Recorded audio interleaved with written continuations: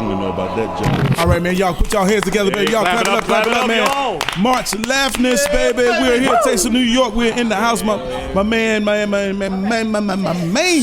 it out, bro. Just Joel is in the house, baby. Yeah. Just Joel, no T. How you doing, We don't homie? want no trouble. Man, I couldn't be happier. Week 4. Week 4, baby. Week 4, we here. Semifinal elimination, man. Yes, sir, man. You chilling, man. You looking good over here, too. Suave and all, debonair. Yeah, What's going well, on, you know, my wardrobe brought to you tonight by the Mike Tyson collection. Okay. You never know when you want to have to slap a bitch and then bite the ear off and run. I hear what you're saying, Yeah, Will Smith. I hear yeah. you. So listen, man. We're going to have a good time tonight, man. We got 3 of the contestants that is on fire, and they're going into the semifinal round. Yeah. We'll start beautiful, you know, the Miss Beautiful Jenna. You know what I was going to say? You know what I was going to say? No, I was going to say Jennifer Lopez. Oh. That's what I was going to say. Jenna's in the house, man. So- Make some noise for Jenna. Listen to me, Professor. That's like a Freudian slip right there. Yeah, but that was a good slip. You know what I mean? Yes. Real good slip, man. So, Parts you of the slipped match. right into the semifinals, man. Tell me how you feel, Miss Jenna. Surprised. Yeah? Oh, man, you're doing great. Listen, I don't think I'm that funny, but it's fine. It's fine. Nah.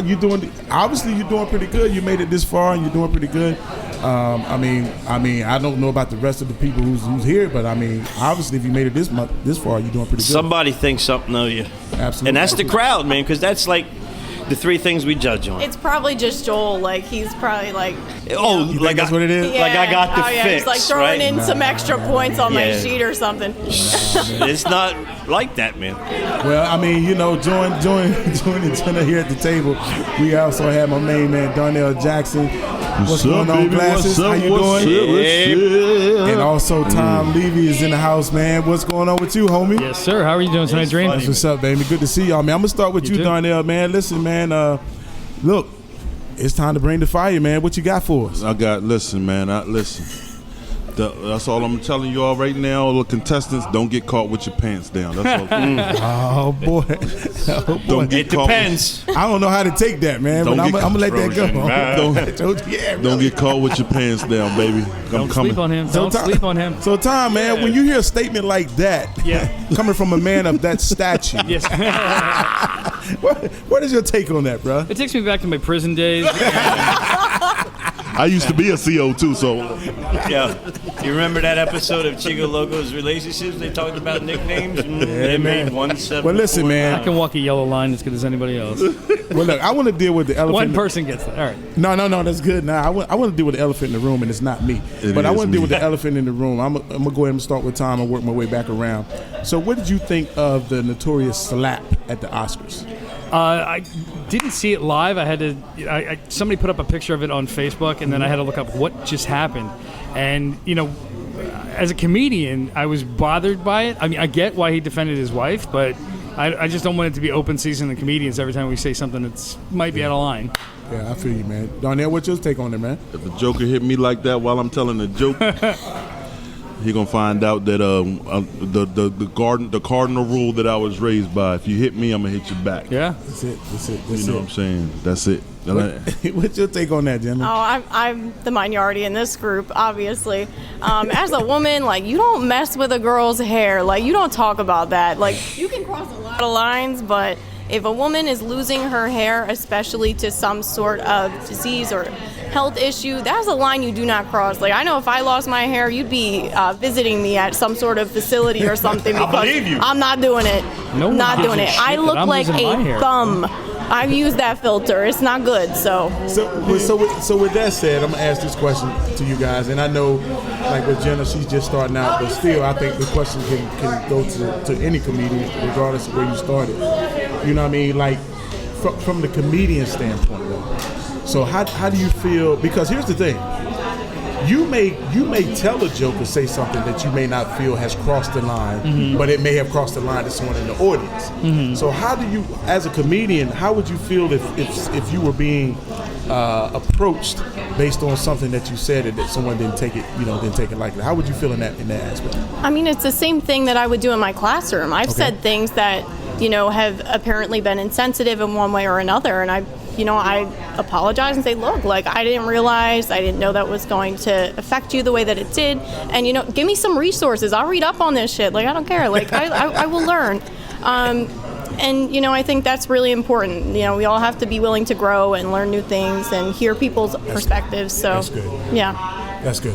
Great. I definitely agree with that. What's your take? Well, go ahead, Joe. Do you think amongst the comedians there was any comedic value to the whole thing? As far as comedic value, I like that. As far as what? Well, you're at the Oscars. It's a stuffy time. And, you know, they broke up the show. Yeah. Well, I mean, my opinion of it is at the end of the day, okay, you can't go to a pickle factory and then get pissed off because you came out smelling like pickles. Right. And what I mean by that is Chris Rock is hired to do a job. He's been doing the Oscars for so long now. His job is to pick at people. His job is to, you know, make jokes and fun of people to keep keep that going. They know that. That is expected of him. And when you look at the joke itself, I understand the nature of the joke. I definitely understand what Jenna is saying. But at the end of the day, you know what you're up against when you walk in there, and you can't have your business out on Front Street and then don't expect anyone to deal with it. You might as well have been at the Friar Roast. You know what I mean? Now was it over the line? Maybe so. But now I just felt like it could have been handled differently as far as the response. You know, he could have pulled him to the. This is Will Smith. He could have went backstage doing a commercial, and say, "Hey, look, man, you crossed the line." And then if he said, "Well, look, I say what I want," and if you want to smack him backstage, whatever. But that smack set some things back. It's bigger than just a smack. It's like the shot heard around the world. Absolutely right. Yeah. What's your take, Jay? Me, you came to a comedy show. It's just like sitting on the front row of a comedy show. If you come to a comedy show, you subject to whatever. It's called occupational hazard. Especially on the front row, right? Absolutely. Especially on the front row. It's like collateral damage. Yeah. Absolutely. I mean, you put yourself in that position. You have to understand that it's just like Talent said it best. The comedian Talent said it's just comedy. Right. You know what I'm saying? And that's what it comes across as. And from what I'm hearing, he didn't know that she had an alopecia, like a illness. Right. So, not knowing that, I mean, and I think for Will, it was more so one of them things where he saw how she looked over at him. Like, what you gonna do about it now? He talking about me. What you gonna do about it? Right. You know what I'm saying? So he felt like he had to do something in that moment, but I don't think that was it. I mean, I'll let Tom chime in. Great point. I have several reactions to Jenna's point. In the real world, in a classroom, or in politics or something, then we should be more sensitive. But in comedy, our job is to hold a funhouse mirror up to reality. Right? And we have to define our own limits, like what I think is over the line. And someone can say, "Hey, that was insensitive," and you can take their advisement. But it's up to you at the end of the day. And how come nobody ever hit Ricky Gervais? He's gone further over the line, and I think he's funny. Right. We can name several that's going. Right. I totally agree. And I'm absolutely not advocating that. Right. Of course not. No, I don't but I agree. walk up Right. when I'm on stage. But Gervais has really pushed it. And Chris Rock said something definitely insensitive. Was it that bad? Especially not knowing. That's my thing. Yeah. I'm going to say knowing or not knowing. At the end of the day, you know what you're in for when you're at the Oscars. Yeah. And this is a couple that has put all their stuff on Front Street. Everything. And when you isn't that what the red table's for? Exactly. That's what the red table's entanglement and everything else. So I'm not. I just think it could have been handled differently. I'm not going to say I'm not going to say or make points about right or wrong or whatever. But I just think it could have definitely been handled differently.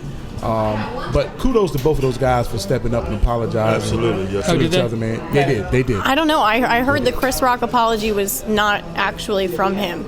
Okay. I heard it wasn't real. I shared it. I ended up deleting my post because, apparently somebody falsely apologized as Chris Rock. Wow, really. Apparently his team says he has not released a statement yet. Well, with that said, we can. Hearsay, so. I can honestly say that we don't have to worry about no one getting slapped in here tonight. Oh no. So we got a competition you going on. You haven't heard what I was going to say tonight. So nah. say that for sure.